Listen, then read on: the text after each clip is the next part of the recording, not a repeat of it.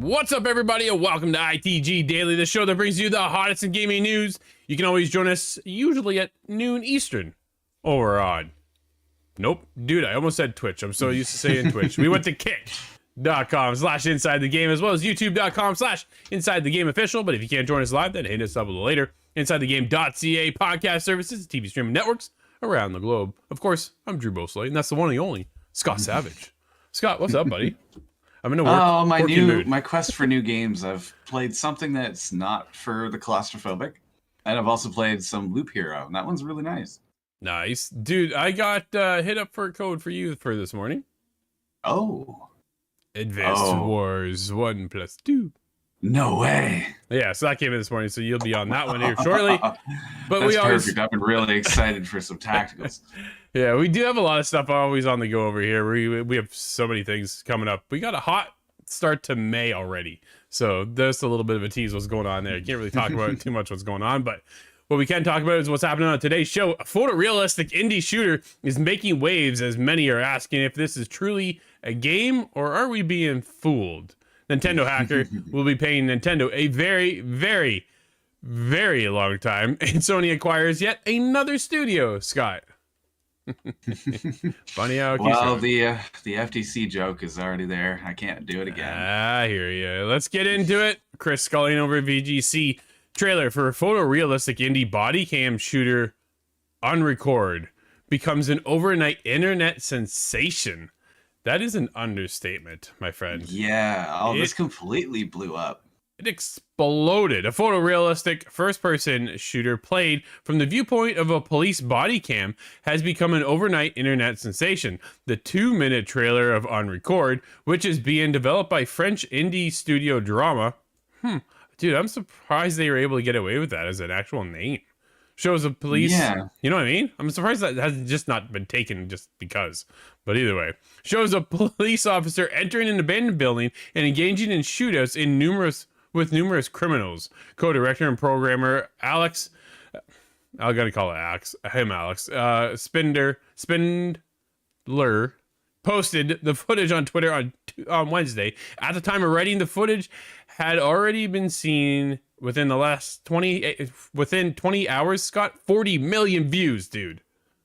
Yeah, it was just as much as wildfire spreads. It just like lit up. I saw it a few times, and it was really the third or fourth time that I saw it posted. I thought, okay, maybe there's something to this. Something going on. It kind of really makes it like, is this really, like, is this real? Like, dude, you have so many questions, right? Had 40 million views, 150,000 likes, and 20,000 retweets. However, the video has also led to a number of debates, with some questioning whether the footage actually is in-game or other success, suggesting that the hyper-realistic visuals combined with the subject matter may be a step too far. That's the other side of it, Scott. Quote, "This is the only game I've ever seen that actually confuses my brain into thinking it's real," end quote, a YouTuber said. Yeah, that's legitimately, I see that. Yeah. Others pointed out that the Unreal Engine 5 is capable of photorealistic visuals and that the motion blur and grain filter applied to imitate the body cam footage could hide some imperfections to give the illusion of real footage. Other feedback has suggested that the game may prove somewhat controversial given the subject matter combined with the level of detail. Very hot topic, Scott, because how far is too far, right? What are your thoughts? Just it. If you've been on the internet for too long, you've probably seen some really horrific footage that is real life, that is possibly body camera footage. Absolutely. And there are certain elements that I can understand. I can visualize and see what the issue is here. The kind of frantic movement, the gun, the way the gun reacts to kick, and the way the target just kind of slumps over. It is disturbing, especially if you're not into the crazy amount of shooting and violence that we play in video games. Yeah, it's one thing to jump into COD and just light things up and away you go, and you don't think twice, right? Let's be honest, really don't think twice about it. As good as those graphics are, Scott, it's not like this. Like, this is just at a whole other level of like, wow. Like, I know one day eventually games will be like this, but it's almost like a FMV kind of experience, right? Where you're into that film experience, and then you just but you're only picking and choosing your decisions. Here, this is Have a little you- bit more detailed. Have you seen the Man. movie that's very much like this, Hardcore Henry? No, I've not. Oh, that is an amazing 90 minutes of film you should watch. It's all first-person shooter camera, but it Really? goes through a whole story. It's ridiculous. Awesome. And Yeah. this reminds me of just that. Well, popular Twitch streamer Trainwrecks TV also expressed concern saying, quote, "I'm going to get a lot of hate for this, but the level of realism in video games should be heavily moderated in shooters for anyone under a certain age." I believe that is the ESRB rating board. That is their Would job. be my response. Right? Absolutely. That is the SCRB and all that kind of stuff to make sure that the rating is applied to it properly, but then it's up to the parents to say, hey, you know, like, should my 11-year-old be playing this?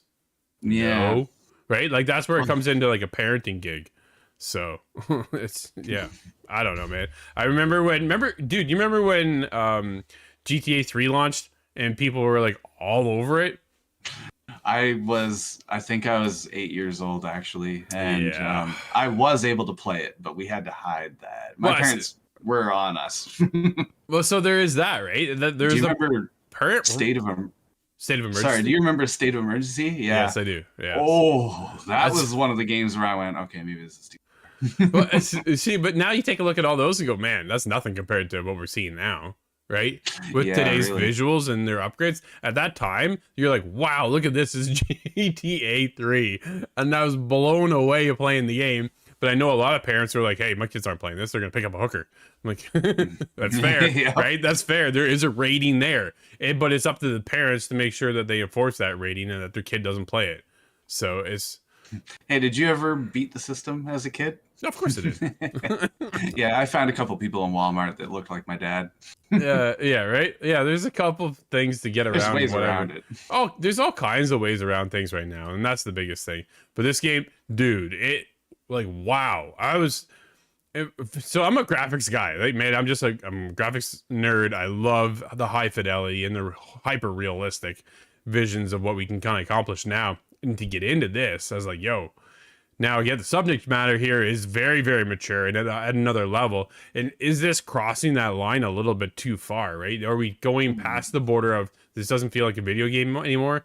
But dude, Yeah, have you seen John Wick movies? Like, Well, that's true. like, Yeah. where do you wanna take There's this? there's a large percentage of population though that is very uncomfortable about the idea of being the police entering this, and I can understand that as well. It is yep. going to be out there for somebody though, and I really want to see this technology pushed forward. Can you imagine the next? I'm going to say Halo with a big hope asterisk above my head. Can you imagine Halo going into a level of realism like this, but you're shooting Covenant Well, and aliens? You know what I take a look at is Quantum Dream and their games of Heavy Rain and their games of Detroit Become Human, where they aim for realistic visions, right? Dude, if we get into this with their next game, now granted, I know they're working on Star Wars Eclipse, so there's that. But either way, when they take their style and their vision of what they create and make it into this choice-driven game, man, like the opportunity here is huge to see what they could actually achieve, especially when you take a look at something like this. You go, man, the opportunities are just like, we're this close, man, from just taking things. You already think 4K is like at that super level that is unbelievable. And then you get into something like this, it kind of goes, wow, where the heck did that come from? Yeah, the only thing that I could really see in this visuals that I thought was a little funny was the texture of the metal as he gets close to the metal and moves past it. That was the only thing that kind of gave me any indication that it was not real footage. Kyle says, Well, yeah. and somebody runs by the door real fast, but I could do that. Kyle says, yeah, it looks fake, but real. it's nuts how it looks. Dude, let's get into some Nintendo stuff. As Nintendo hacker Bowser will be paying Nintendo for the rest of his life. I feel like that's a prophecy that's been written many years ago. Based on Gary Bowser's sentence, he'll likely have to pay Nintendo for the rest of his life. Bowser will soon be released from prison. However, he has a large sum of money to pay back to Nintendo, according to the verdict. In 2020, 2 members of Team Executor were arrested. Max and Gary Bowser were both part of the worldwide organization which sold chips to allow users to play pirated games on their consoles. Additionally, a third member, Chen, a Chinese national, was also charged, but was never arrested. While the authorities couldn't what, Scott? Yeah, you're lost Couldn't without Couldn't What? extradite. Yeah, that's right. Okay. A French national to the U.S., Bowser was charged with 11 felonies, including conspiracy to commit money laundering. Conspiracy, dude, he's just got 1,000 charges going on here. Yeah, you're gonna have to take all those ill-gotten gains and turn them into usable cash, which is also crime. Bowser pleaded guilty to 2 of them and was sentenced to 40 months in prison, as well as $4.5 million fine, which was later increased to $10 million. I feel like at that point you might as well just throw another couple zeros on there. Holy. But either way, Bowser worked at the prison library and started to repay his fine to Nintendo. For now, he managed to pay $175, which was taken out of $25 monthly installments. Once he finds a new job back in his home country of Canada, Nintendo will continue to take 25 to 30% of his salary as per their agreement. Dude, he'll never pay this off. I'm blown away that Bowser. Okay, first of all, what are you doing? Yeah, if you're gonna get caught, like, you just goofed up like big time. The fact that he got out early though, good behavior, man. I'm telling you, the system. Yeah, good behavior. Reading up on the library will get you good behavior, and maybe that's warranted. This is not a violent crime. I should put that. We should recognize it's not a violent crime, so that's one thing. But the amount of theft, I don't think this guy made 10 million in order to repay this. He'll never make it back. Worth it. Right, so Nintendo will just kind of keep him on the line. They might as well just hire him. That's what I kind of think. But either way, dude, let's get into it. As Sony's acquired another studio, Firewalk Studios, the 20th member of the PlayStation family. Nice. Jordan Midler over at VGC. The developer, which was part of an independent game company, probably Monsters, was already working in partnership with PlayStation on yet a unannounced multiplayer IP, and will now be fully acquired by the console maker. Quote, the studio shares our passion for creating inspiring worlds grounded in exceptional gameplay, and we want to continue to invest in their mission, end quote. This is from none other than the one and only Herman Holst. Scott. Don't hear the name very often anymore.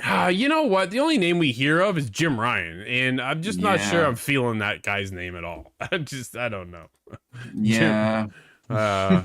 We need the face. We need Shuhei to step back up, come back in, and take the reins for PlayStation and be that go-to face. Dude always had a smile on his face. Loved talking about games always in the positive industry every time. Man, the guy was just charming as all be. You have Phil Spencer, you have really, I guess, Doug Bowser over on Nintendo accepting for awards and things like that. I was gonna say Reggie Fils-Aimé, but yeah, he's no longer Reggie's gone, right? Reggie, but it was Reggie, and then we have PlayStation. Like, what do you want me to tell you? You got nobody over at PlayStation right now. You just gave me an interesting idea. All right, Creator Clash number 4. Yeah. But he also added, we're thrilled to expand upon our collaborative relationship with Firewalk Studios and formally welcome them to the team to PlayStation Studios. We've had the privilege of working with Probably Monsters and Firewalk for several years, and our team share the same ambition to create meaningful experiences for gamers. Firewalk's innovative approach to connected storytelling and its commitment to a high-quality gameplay continues to exceed our expectations. I think fans will be very pleased when they see what Firewalk has in store for them. Scott, it's a multiplayer game. Dude, this goes inside with PlayStation's plans to bring over games of service, right? Yes, live service games now. This is one of them. Big push, right? I'm not familiar with Probably Monsters, actually. I'm Me not quite either. certain what they've worked on before, or Firewalk for that matter. But so they never actually had their own game. This is where Firewalk now is actually working on their own thing, their own IP, their own multiplayer experience. And this is where we get into now where PlayStation's lining up by 2025. Scott, 2 years away, okay? By 2025, we're supposed to have 10 to 12 live service games on the PlayStation platform. Oh man, there's not enough time in the day. Whoa, boy, right? Like we just covered yesterday's The Division, and you want to talk about a game service right Mhm. there? That's how you do it, right? They've been doing it. The Destiny team has been doing it, right? Over at Bungie, Destiny 2 has been going on and going and going and going strong. Definitely I curious to forget see how if we many get years Destiny now. 3. Almost 10, it feels like. Oh, I It's remember gotta come Destiny up in 10. 1 was supposed to be 10 years, but they cut Yeah. it short. So I'm not sure if Destiny 2 came out really quick after that. I can't recall now. So here's the thing with the advancements in technology, I don't think you can do a 10-year plan without kind of upgrading everything to that next platform, right? Like PlayStation 5 is not going to last 10 years. It's just not possible. Yeah. You can keep the name, right? I think you can keep the name Destiny and Destiny 2 and then Destiny 3, but I think longevity wise, you're going to say, hey, we're bringing over 3 titles over the next 10 years or 2 titles, and we'll Well, keep the or the games new, going. I think the new model is where you do Destiny Infinity or Destiny Infinite, and that would be the the venue, This but Assassin's it Creed. updates client side. Uh, That way it can always change the same way Fortnite does, and it had to move up to the next level. Yeah, right. So Fortnite went from Unreal Engine 4 to Unreal Engine 5 and brought everything up to that next level. And that's kind of where they're going to go here. But Destiny now and PlayStation coming in with Firewalk. Man, we're going to get a showcase here apparently. And this is one I'm kind of thinking we're going to see Firewalk's game. What are we getting into? Right now, their little Firewalk logo or background or whatever you want to call it is an image of some kind of outer space ship, Okay. right? So how far do you want to lean on what Destiny's already done though, right? What Bungie's created with Destiny 1 and 2. Do you want to bring in something new? Well, Starfield though, is this a new age of space gaming? Is that Fair enough. the trend now finally? Because I think that did happen back in the day. Or Yeah. Titanfall just clouded my memory. Everything became Titanfall in my It head. kind of goes in full circle, right? And I think that's the biggest Yeah. thing. So we'll see. Hopefully, we get the showcase here in the next little while, probably just before what E3 was supposed to be. Rest in peace to E3. But we should have a PlayStation showcase. Hopefully, then that's when we see what Firewalk is working on. Maybe we'll see more out of Bungie as well. And Ben Studios, dude, there's so many questions, right? What are we going to see? I think you're guaranteed to see something on Spider-Man 2 and maybe even a release date. That's what I'm looking for. I saw something they were being pushed for more information on Spider-Man 2, and they had a pretty interesting response, actually. I think it was something to the tune of, we're all busy in the kitchen. It smells great in here. We'll get back to you when we can. That's fair. That's fair. Dude, let's get over. We were talking about Xbox here just a second ago. Let's talk about Bethesda, though.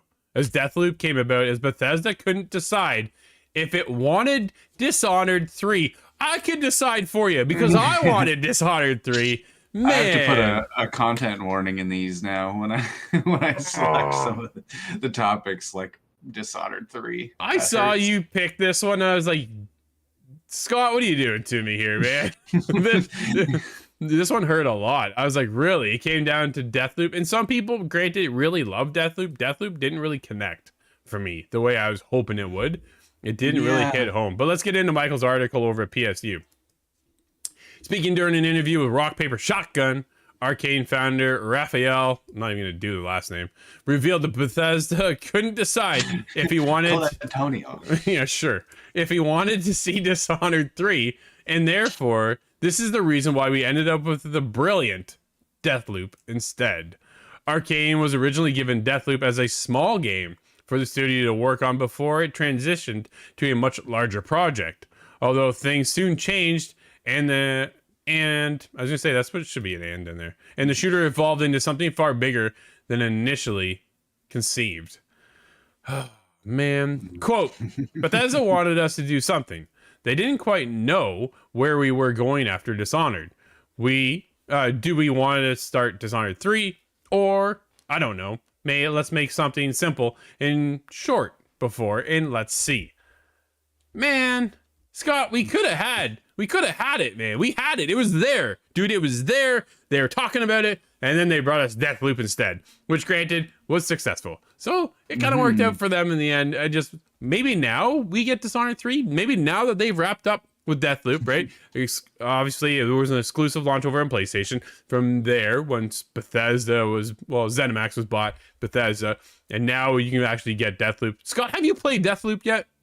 I have, yeah. Okay. I played it for a few hours, but just like you, I think it didn't quite hit me the same way Dishonored did. And Right? I was really hoping for that, but Oh it man. just didn't feel the same, and I'm not sure how to really quantify that.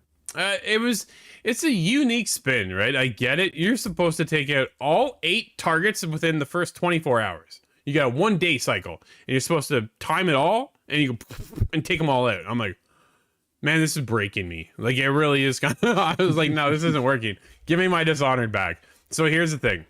I'm contemplating. I'm this close to starting all over again for Dishonored. We have 1,000 games here on the go though, but I don't know if I can get to it. But yo, it is on my Xbox. It is ready to go. I'm looking at it, man, and I'm thinking, do I start all over again right from the beginning? Like, I'm not even starting at 2. I'm going all the way to 1, and I'm gonna work my way through it. Well, when I noticed there was an Xbox One version of it, and it was nice and cleaned up, new graphics, and new achievement list. That always matters to me for some reason. I went and burnt through the game again. 0 kills. I did not kill a single person. However, boring. I did kill one of the creatures that came at me. You're and boring that individual. ruined the achievement. There's a PSA for you. But that sucks. What would you want to see out of a Dishonored 3 now? Since we have you on the topic, and I try not to bring this up too often because it is painful. Yeah, you know what? I just want more of what I love already. I think that's the biggest thing, right?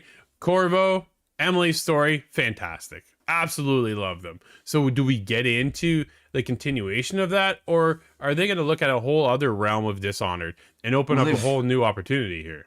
I'm thinking the idea of getting behind Deathloop instead of Dishonored was to try out different ideas that maybe wouldn't work. So I'm hoping they got that out of the system, and maybe Dishonored, but with, and I struggle to say it, a multiplayer suite. Oh, really? Not PvP. I'm thinking PvE, but you could do almost the same thing as Deathloop, which would only be appropriate for this company to copy. Yeah, that's fair. But they also brought in this PvE element too, right? Where you can evade in Deathloop as well. So, man, I don't know. Honestly, I'd love to go back to Corvo and see where he can kind of pick things up. Oh, man. Dude, that's it. I'm done. I'm in. I'm going back. I'm going back to Dishonored 1. I still have to finish I'm starting it all over again. Do we have time for the next topic, Scott? Is the next one? Do we have time? I don't really think we do. Not without the conversation I'm going to carry for this thing, dude. I'm telling you right now, that is not going to happen because we're just going to keep going on that one. So I want to bump that one to Monday. There's a little inside baseball. We're changing things around. Scott, I want to get into a few things. One, what games are out today? We have Thriving City, Song, the Ancient China City Builder launches on Steam Early Access. We also have full releases, Advanced Wars 1 and 2, Reboot Camp on the Switch, and Dead Island 2 on PC, PS4, PS5, Xbox One, X, and S. So there's 2 things there you want to play. Have you heard of Thriving City Song? No, I have not actually. But I'm a big fan of city builders. Have you seen this one? I'm going to pull it up right now for you to take a look at. It is very unique, very interesting, and I'm not sure if it hits us the way most of our city builders do. And it's very, I don't know. I don't really know how to kind of describe it, to be honest. It is very unique looking, right? I think the art style is cool, but I don't know if it's enough. Like that. It's different, right? It's very, very different than what we've seen in our traditional, where you lay down your roads. And I'm coming off of Anno 1800, right? So there's these games I'm already falling in love with. I don't know if I have room right now for another city builder, but if you do, Villagers. You remember Villagers? No, I don't remember that one at all. I believe that was my second review on the show. Villagers. So we're going back like 4 years ago now. Man, oh man, yeah, no, I don't remember that at all. Do you remember Banished? No. Man, and actually, I think it was Islanders. I mistook the name. Will we ever get SimCity again? Oh, I think it's City Skyline owns that. Oh, there it is. It's gone to City Skylines. I'm sure it is, actually. That makes total sense. But you know what else makes sense?